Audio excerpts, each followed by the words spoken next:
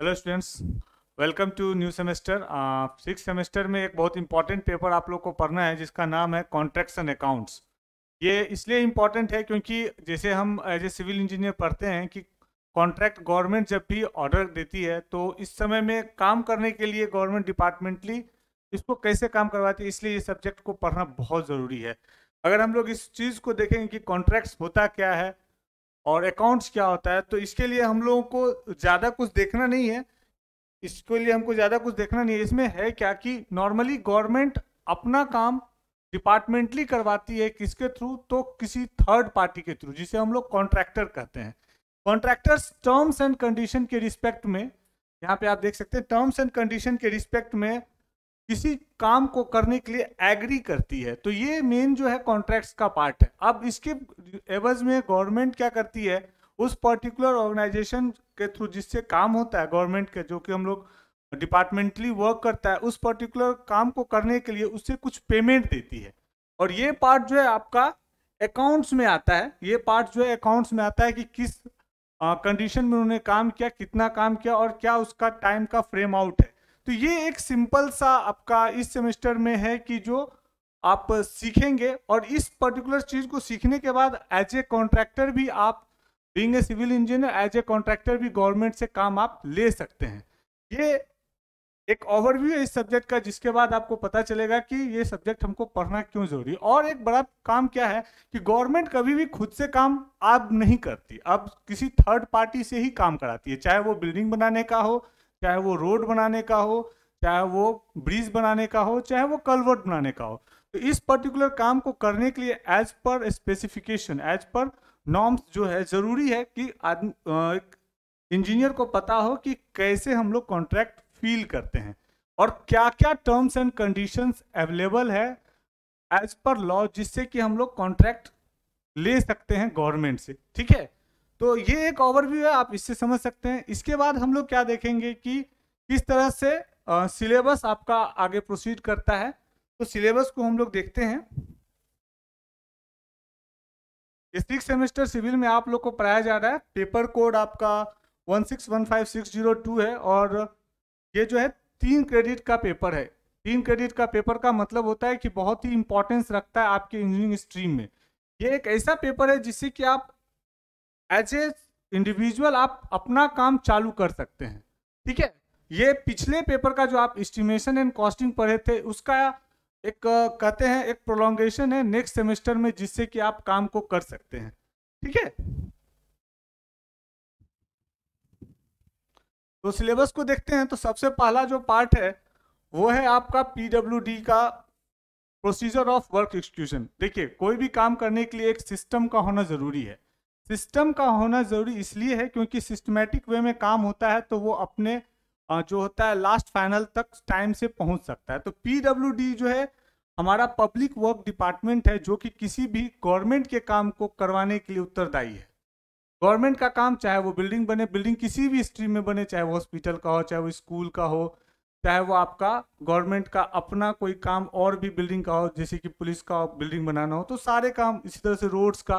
तो इसमें क्या एक ऑर्गेनाइजेशनल सेटअप होता है। इस ऑर्गेनाइजेशनल सेटअप में क्या होता है, ऑर्गेनाइजेशन जैसे होता है ना, जैसे स्कूल या कॉलेज में देखते होंगे प्रिंसिपल होते हैं, उसके नीचे टीचर्स होते हैं, फिर उसके नीचे जो है और स्कूल के मैनेजमेंट होते हैं, अकाउंटेंट होते हैं। उसी तरीके से यहाँ भी जो है पीडब्ल्यूडी अपने काम को एक सिस्टमैटिक वे में करने के लिए, जैसे सबसे पहले जो गवर्नमेंट के अथॉरिटीज़ हैं वो सेक्रेटरीज होंगे, फिर उसके बाद चीफ इंजीनियर होंगे, उसके बाद क्या होंगे, सुपरिटेंडेंट इंजीनियर होंगे, फिर एग्जीक्यूटिव इंजीनियर होंगे, फिर इसी तरीके से वो होगा। तो किस तरीके से वो काम करते हैं, कैसे कैसे दोनों तरीके से डिवीजन है वर्क का, ये देखा जाता है, किस कंडीशन में किस प्रोसीजर से ये काम आगे किया जाता है। ठीक है, दूसरा जो आपका जो सेकेंड, ये 10 नंबर का है आपका, ये बहुत ही इंपॉर्टेंट और प्रिलिमिनरी पार्ट है, जिससे कि आप किसी भी काम को करना जानेंगे ऑर्गेनाइजेशन में।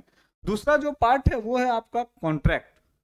कॉन्ट्रैक्ट का सीधा मतलब है दो पार्टी। दो पार्टी मतलब दो लोग जब कोई भी किसी काम को करने के लिए राजी हो जाते हैं, राजी हो जाते हैं, और वो राजी जो होते हैं वो लॉ के अंतर्गत होता है, तो वो कहलाता है कॉन्ट्रैक्ट।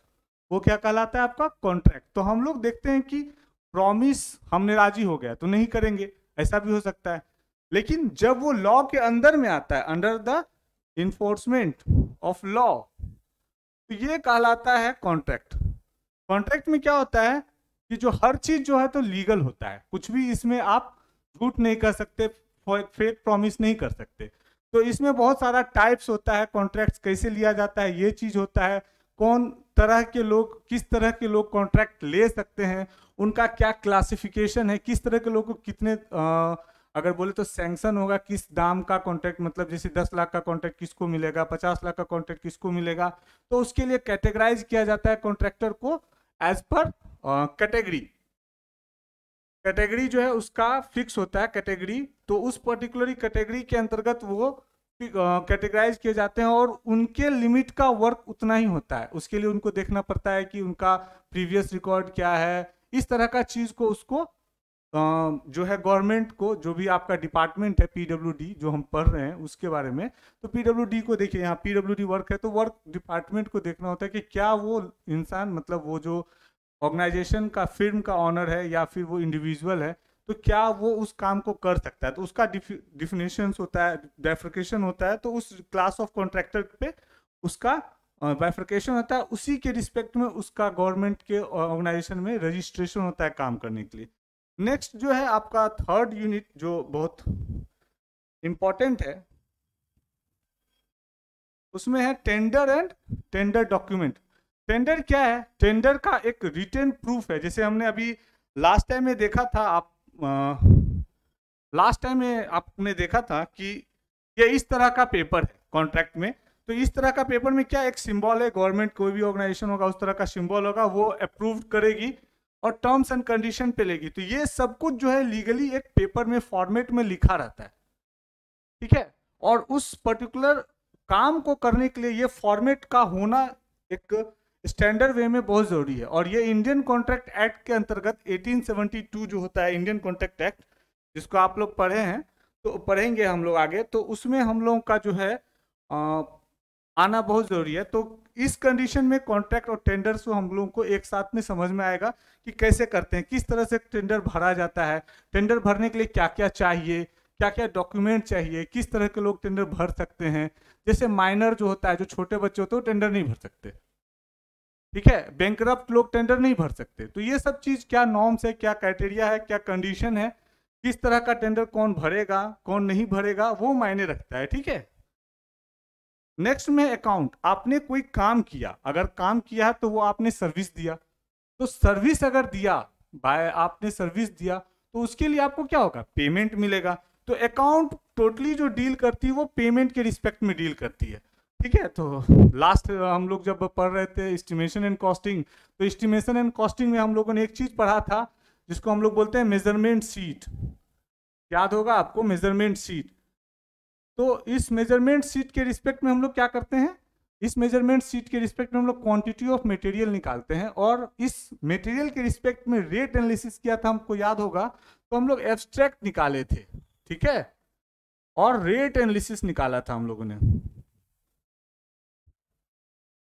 रेट एनालिसिस किया। तो ये सब चीज जो है, इसके साथ साथ बिल्स पढ़ेंगे, इसमें वॉचर्स पढ़ेंगे कि कितने बिल, कितने टाइप के बिल होते हैं, वॉचर्स क्या होता है, इसमें पेमेंट। इसके बाद नेक्स्ट जो यूनिट है आपका पेमेंट टू कॉन्ट्रैक्टर है।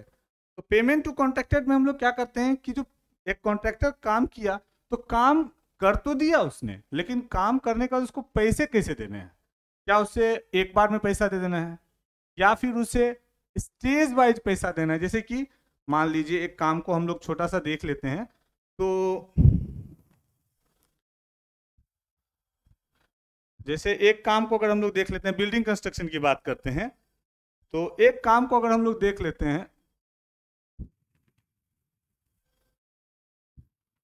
जैसे बिल्डिंग की बात करते हैं, तो बिल्डिंग में क्या होता है, स्टेजेस होते हैं वर्क करने के, स्टेजेस होते हैं, पहले ग्राउंड फ्लोर, पहले एक्सकेवेशन, उसके बाद बाकी आगे का। तो सारे स्टेजेस में कैसे कैसे, तो किस तरह से पेमेंट देना, ये पेमेंट टू कॉन्ट्रैक्टर में हम लोग को देखना होता है कि किस तरह से हमें पेमेंट उसे करना है। तो उसमें एक बार में पेमेंट कर देना है, या बार बार अलग अलग स्टेज वाइज करना है, या खत्म करने के बाद काम उनको पेमेंट देना है, या कुछ पेमेंट को रख लेना है। तो किस तरह का प्रोजेक्ट है उसमें वो लिखा रहता है। और उसमें क्या है, अगर उसने टाइम पे काम नहीं किया, हमारे अनुसार काम नहीं किया, तो उस पर्टिकुलर टाइम में उन्हें पेनाल्टी भी लगता है। तो पेनाल्टी का क्या क्राइटेरिया है, तो ये सब चीज को पेमेंट टू कॉन्ट्रैक्टर में एक्सप्लेन किया जाता है कि किस तरीके से उन्होंने इसको देखा है और किस तरह से उनका काम किया, आगे किया गया है।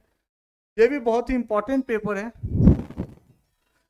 नेक्स्ट जो आपका यूनिट है वो है स्पेसिफिकेशन। तो स्पेसिफिकेशन जो है ये बताता है कि आपका आइदर मटेरियल और वर्कमैनशिप, मतलब काम करने वाले आदमी का काम करने का तरीका स्टैंडर्ड वाइज, और आपका जो मटेरियल यूज किया उसका क्या क्वालिटी है, इन दोनों से ये स्पेसिफिकेशन डील करता है। नॉर्मली दो तरह के स्पेसिफिकेशन अवेलेबल है, ये मतलब किसी भी मटेरियल या वर्क। एक तो होता है ब्रीफ स्पेसिफिकेशन, जिसमें हम लोग ब्रीफली पढ़ लेते हैं, भाई हमने आरसीसी वर्क अगर करना है, जो हम लोगों ने लास्ट सेमेस्टर में किया है, तो उस आरसीसी वर्क में कितना सीमेंट, कितना बालू, कितना गिट्टी, कितना छड़ और कितना पानी, और उसके साथ साथ कितने लोग कितना काम कर सकते हैं। अगर एक छोटा सा लाइन में देखा जाए तो ये सब कुछ इस स्पेसिफिकेशन में आपको मिल जाएगा। स्पेसिफिकेशन का एक बहुत बड़ा इफेक्ट ये है इंजीनियरिंग अपने डिटेल एस्टिमेशन में भी और कॉन्ट्रैक्ट में भी, कि ये खुद में एक लीगल डॉक्यूमेंट होता है। इसके एवज में आप कोर्ट में जा सकते हैं अगर दो में से किसी पार्टी, मतलब ऑनर और कॉन्ट्रैक्टर के बीच में, ऑनर इन द सेंस आपका डिपार्टमेंट, और अगर कॉन्ट्रैक्टर जो काम करने वाला है उसके बीच में किसी तरीके का भी काम के रिस्पेक्ट में, चाहे क्वालिटी हो, चाहे टाइम का कंप्लीशन हो, चाहे वो आपका और कोई भी कारण हो डिजाइन पर बेसिस पे, तो भी आप इस पर्टिकुलर स्पेसिफिकेशन के रिस्पेक्ट में कोर्ट में जा सकते हैं। और ये लास्ट जो है आपका वैल्यूएशन। वैल्यूएशन मतलब वर्थ होता है, किसी भी चीज का वैल्यू क्या है। तो ये एक ऐसा यूनिट है जिससे कि इंडिविजुअली गवर्नमेंट में भी बहुत सारे वैल्यूअर्स होते हैं, जिससे कि डायरेक्टली ये काम अगर आप अच्छे से जानते हैं और पढ़ते हैं, तो इससे डायरेक्टली आप वैल्यूअर का काम गवर्नमेंट में बैंक्स के लिए कर सकते हैं या किसी ऑर्गेनाइजेशन में कर सकते हैं। तो वैल्यूएशन का एक बहुत बड़ा पार्ट है। ऑल्दो ये 16 टू 15-18 मार्क्स का आता है यूनिवर्सिटी आपके एग्जाम, एसबीटी एग्जाम में, बट ये अपने में एक अलग से जॉब, बोलते हैं ना कि एक जॉब ऑप्शन प्रोवाइड करता है, जो बाकी सब चीज नहीं करता है, बट ये एडिशनल वर्क है जो कि आपको प्रोवाइड करता है। वैल्यूएशन वर्थ है, वर्थ इन इसमें ही ये एक तरह से देखा जाए तो पीछे का जितना भी आपने यूनिट पढ़ा वो सारा यूनिट क्या था आपका, थ्योरी बेसिस था। बस इस पार्ट में जो है वैल्यूएशन पार्ट में ही आपका जो है थोड़ा सा न्यूमेरिकल है, जो न्यूमेरिकल आपका डिप्रिसिएशन टाइम वैल्यू के साथ जो है वो सब चीज से रिलेटेड है। ठीक है, कंप्यूटेशन का पार्ट है, इसमें देख लीजिए कंप्यूटेशन का पार्ट है, तो ये डिप्रिसिएशन और कंप्यूटेशन का पार्ट है, तो इसमें सिर्फ न्यूमेरिकल का चांसेस है। और जैसे कि वैल्यूएशन का क्या है, वैल्यू हर चीज का घटता और बढ़ता रहता है। जैसे कि अगर आपने कुछ ऐसा चीज लिया जो कि समय के साथ जिसका यूज नहीं होना है, जैसे कि आपने मान लो कोई गाड़ी लिया, कोई मोबाइल लिया, तो इसका वैल्यू टाइम बेसिस पे घट जाएगा। लेकिन आपने ऐसा चीज लिया जिसका वर्थ बढ़ता है, जैसे कि आपका जमीन है, गोल्ड है, या कोई एंटिक जैसा कि कुछ है, कार है, उस सब का जो वैल्यू है, तो उस चीज का वैल्यू यहाँ पे बढ़ता है।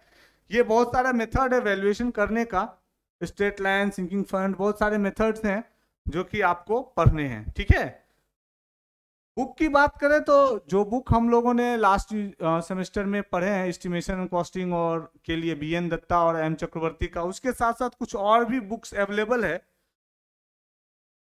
जीएस बीडे का बुक एक बहुत अच्छी बुक है एस्टिमेशन एंड कॉस्टिंग का, जिसका कि अकाउंट्स भी बहुत अच्छा दिया हुआ है, एज पर सिलेबस जो है थोड़ा सा अच्छा है। ये एक ओवरऑल व्यू है जिसमें कि आप आप देख सकते हैं। अगर अच्छा बुक, अगर ये दोनों बुक आप प्रिफर करते हैं तो आप समझिए कि बहुत ही अच्छा आपको रिजल्ट मिलेगा as per exam point of view और as per field point of view, क्योंकि आप जो पढ़ेंगे तो उसको कहीं ना कहीं इम्प्लीमेंट करेंगे। इम्प्लीमेंट करने का मतलब है आप अपने लिए नौकरी खोजेंगे इस पर्टिकुलर काम से। तो ये दोनों बुक जो है प्रैक्टिस के लिए भी अच्छा है और पढ़ने के लिए भी अच्छा है, तो ये दोनों बुक को आप ज्यादा प्रीफर करेंगे। ठीक है, नेक्स्ट लेक्चर में हम लोग देखेंगे कि कैसे हम लोग यूनिट 1 में की प्रोसीजर क्या है और कैसे एक्सक्यूशन करते हैं हम लोग PWD मेथड से। Thank you class.